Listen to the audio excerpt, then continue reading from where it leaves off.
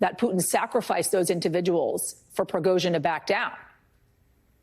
Right, Yasmin, and this is all pure speculation, but if this is what Prigozhin, really asked for, and of course, this could, in some sense, benefit Vladimir Putin, because he can say, "Look, I'm finding or I'm clamping down on those responsible for the mess that has occurred in Ukraine." So there's you can kind of go down that road and see that thinking, but ultimately, I still don't see how there's any reconciliation between Prigozhin and Putin. Prigozhin has deeply humiliated Putin. This is not a victory for Vladimir Putin. Whatever has occurred that's kind of caused this pause.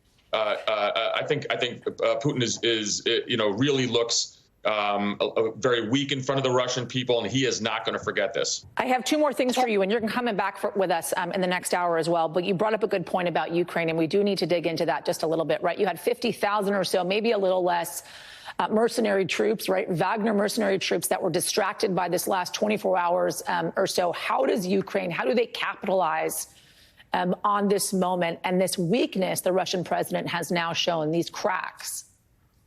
Right. So the Russian military who are fighting in Ukraine only, just have to look back home and see dysfunction. And there's going to be questions on, which units are loyal to either Prigozhin or to Putin.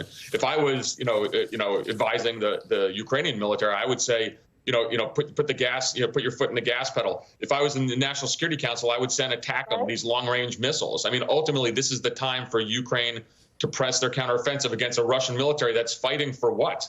Morale is a really important factor in war, and there's no way the morale of the Russian military is in any way enhanced by the events of the last 24 hours. Where is our